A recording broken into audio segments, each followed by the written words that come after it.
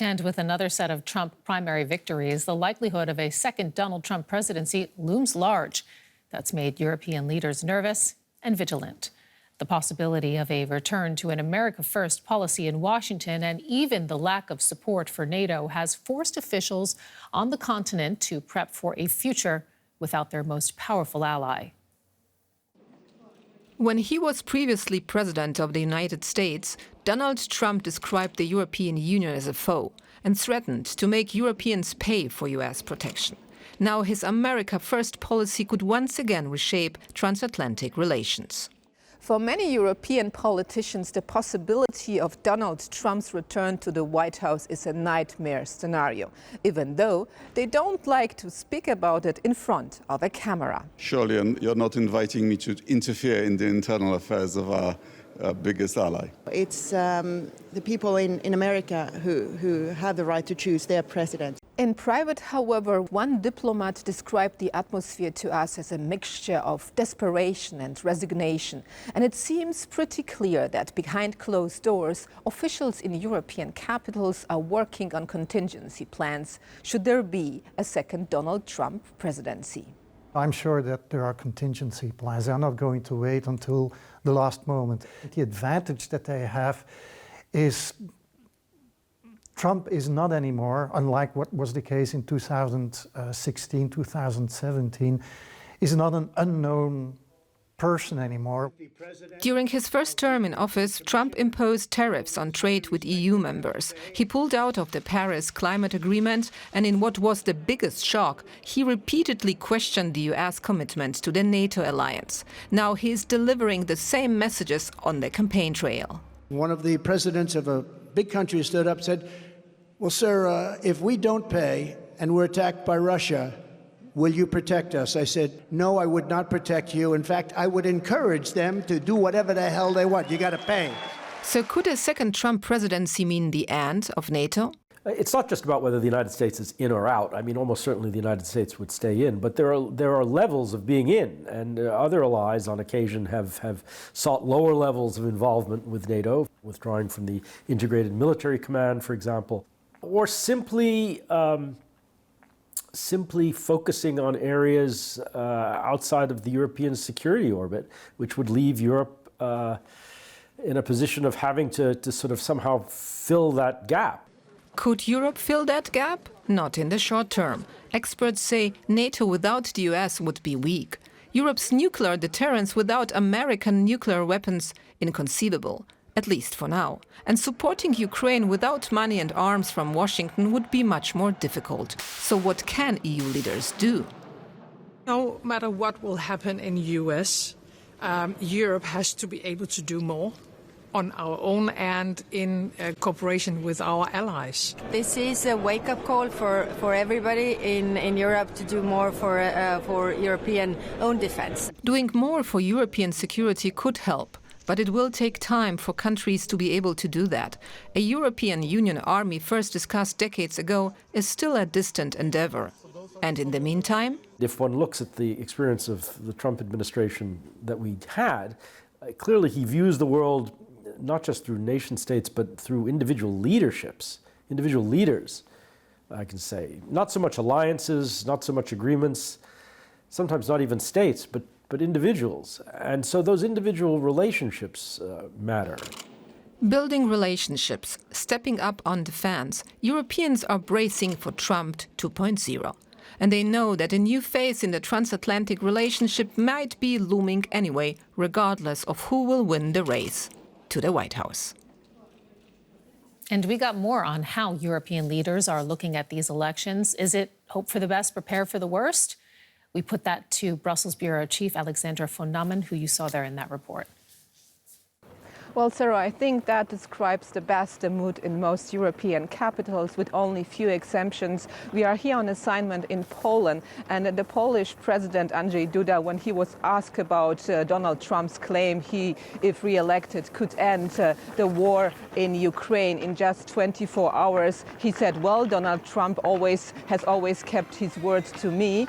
So that was quite a statement, but his prime minister was much more critical, as as are most European leaders who are watching very closely what is happening in the US. They are hoping for a second Biden presidency because they know that Joe Biden really values the transatlantic relationship, but they are also reaching out to people who could be on a potential Donald Trump team should he be elected again, because of course they want to learn what is campaign talk and what could be then real policy or real policies.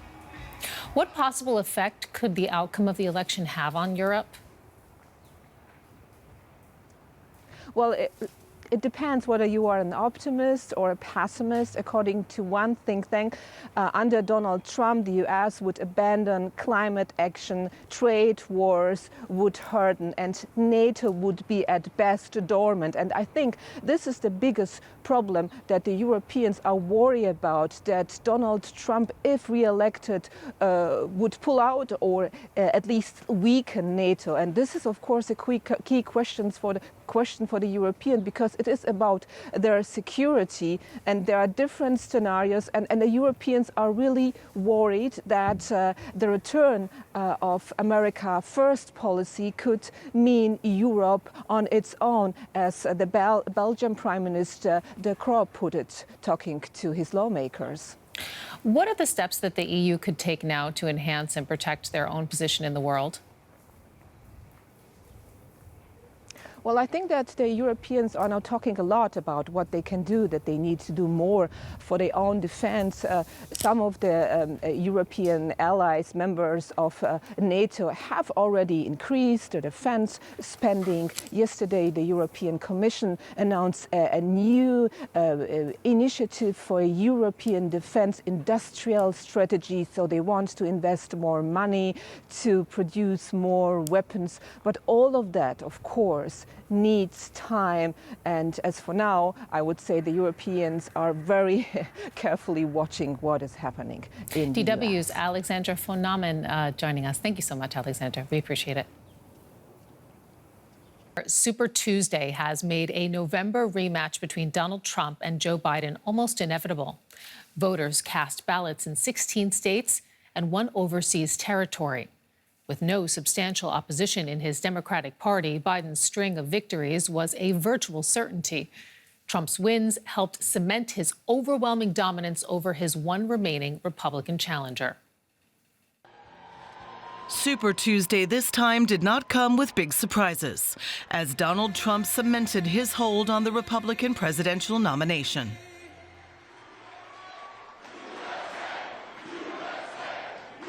Said this is one of the finest run campaigns that anybody has ever seen. That's pretty good, right?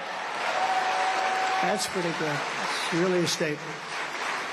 And we have no choice, because November 5th, it's right around the corner, November 5th is going to go down as the single most important day in the history of our country. Donald Trump's lead technically means an end to Nikki Haley's campaign. Haley has won 2 primaries so far, making her the first Republican woman to do so. But it won't be enough to win. In a statement, her spokesperson said, "Today in state after state, there remains a large block of Republican primary voters who are expressing deep concerns about Donald Trump. That is not the unity our party needs for success. Addressing those voters' concerns will make the Republican Party and America better." For the Democratic nomination, President Biden is the leading contender, and he has no substantial primary challenge.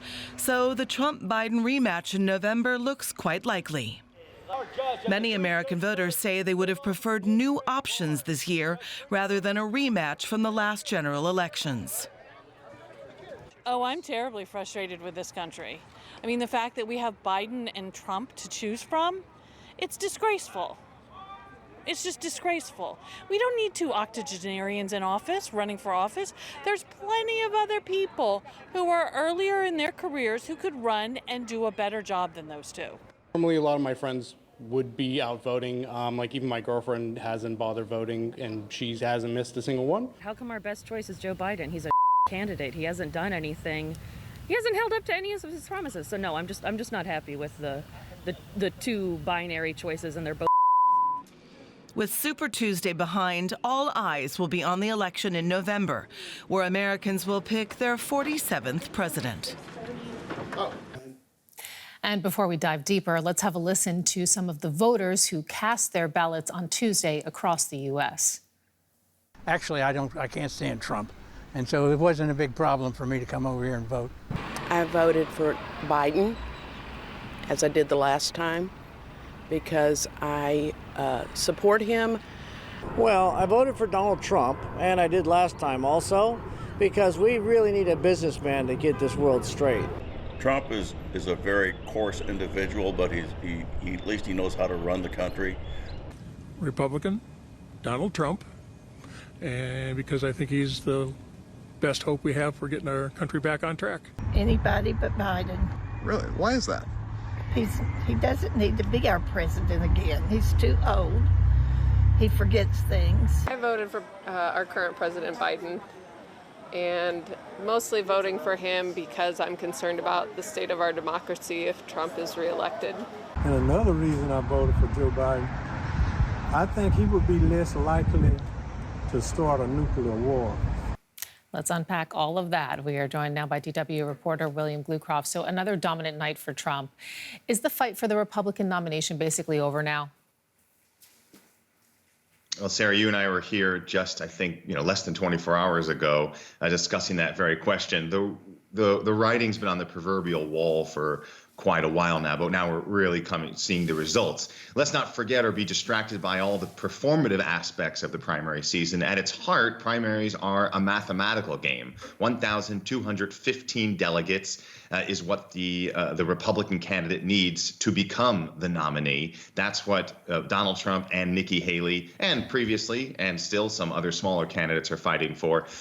But because it's a math game, Donald Trump is way out ahead. And although he didn't clinch that tonight, he is very much on track to clinching that. And again, barring something unforeseen, Nikki Haley just won't have the numbers to be able to take down Donald Trump. So what happens? Does she drop out now? Well, Nikki Haley has been, or her campaign has been very silent, or mostly silent after Super Tuesday. They just put out a statement. She didn't have any kind of public appearance, just a statement thanking the millions of Americans who did vote for her, and of course pointing out the Vermont win. Nikki Haley's basically pitch to the Republican Party is, you can get rid of me. I can lose. I can drop out. And she may very well. We don't know yet. But that does not put to bed the disquiet among many Republicans who just don't want to vote for Donald Trump again, and that could be vulnerable going into November. And when we look on the Democratic side, as expected, President Joe Biden has also had a strong showing. But I mean, you were mentioning kind of warning signs about the general election there. What warning signs might there have been on the Democratic side? Right. Joe Biden faces similar issues as Donald Trump. People just aren't that enthusiastic about either. I mean, we're seeing massive people coming out for both of them because that's how America works. You have kind of two big candidates and voters of the two parties vote for them. But in the United States, as we've seen over the last many election cycles, it doesn't really matter about how popular you are. It's more important about how slightly unpopular you are. Those few thousand votes in certain key counties or certain key states is what really decides elections. It doesn't really matter about the tens of millions of Americans you might get voting for you. It matters the 10,000 or 20,000 that might not vote for you. And both Joe Biden and Donald Trump face that risk going into November. And that is what this election, like previous elections, is probably going to be decided on. Polls have shown a majority of Americans don't really want either Biden or Trump again, as you've highlighted there. So, I mean, what does this mean now as we head toward November? You know, for every story I see or hear about a Trump supporter who now isn't a Trump supporter, I see another story about a Biden supporter who now isn't a Biden supporter. And both of those stories are true, right? Both the campaigns can spin that any way they want. You could look at that positively, saying, well, look at the other side. There's no enthusiasm on the other side. People are willing to vote for me because they want to stop the other side. Both sides, the Trump campaign, the Biden campaign, can use the same rhetoric, the same talking points to make their case and vice versa. And so it's going to be very interesting as we do go into the full general election and towards November, which of those narratives And they're all true narratives. I don't want to think that one is more true than the other. It's going to be which turns out to be the one that breaks in whose favor. Like I said, it's going to come down to the margins, because that is how U.S. politics is currently structured. William Glucroft, as always, thank you.